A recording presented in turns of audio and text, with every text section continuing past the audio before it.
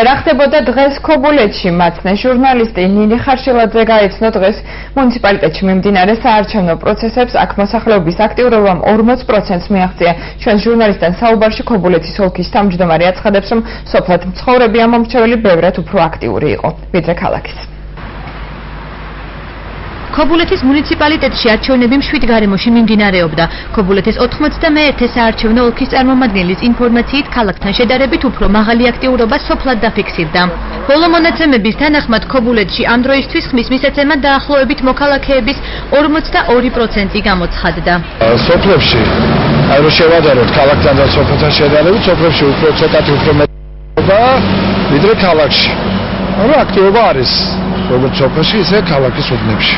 მაცნეს გადამღები ჯგუფი სოფელ ბობოყვათში 21 საარჩევნო უბანზე იმყოფებოდა, სადაც პროცესს სხვადასხვა სექტორის 10 წარმომადგენელი აკვირდებოდა. თუმცა ამის მიუხედავად არც ერთი საჩივარი არ დაწერილა.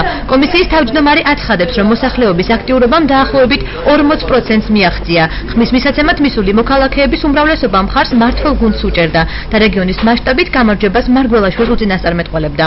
არ მომხდარა, არ დაწერილა საჩივრები. აქტიურობა არის ძალიან კარგი. ამომრჩეველთა 40% 3 საათისთვის უკვე მოსულია უბანზე. რა თქმა უნდა, დაიმარჯვეს ჩვენ სოფელში გიორგი მარგველაშვილი და უჭერ მხარს, რა თქმა უნდა, გიორგი მარგველაშვილს. გაცილებით დაბალი აქტიურობა იყო ქობულეთში. 51 საარჩევნო უბნის კომისიის წევრები იმ პროცედურულ დარღვევებზე საუბრობენ, რომელიც უბანზე დაფიქსირდა. იყო ძალიან დაბალი. მოსახლეობა მოდის, მაგრამ ისე არა როგორც ადრე მოდიოდა. დარღვევა ჰქონდა პატარა ელემენტარული სპეციალური სიებთან დაკავშირებით. ხელი მივაწევით პირველმა ამომრჩეველმა თავმჯდომარემ მოადგილემ და მდივანმა. და მოეწერა ამ საზე ხელი კომისიის 10 წევრს. მმართველ გუნდს უჭერს მხარს ქალაქ ქობულეთის მოსახლეობის ნაწილი. წლევანდელი არჩევნების გამჭვირვალობაზე საუბრობს. ნაწილი კი ფიქრობს, რომ ახალმა ხელისუფლებამ ხალხს იმედები გაუცრუა.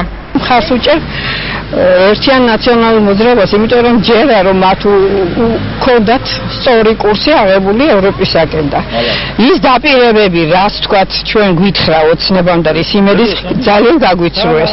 უმაღლესი იყო არჩევნები. მივეცით მმართველ გუნდს მარგველაშვილს. ცენტრალური საარჩევნო კომისიის ინფორმაციით, ქობულეთის მუნიციპალიტეტში 79385 ამომრჩეველია რეგისტრირებული.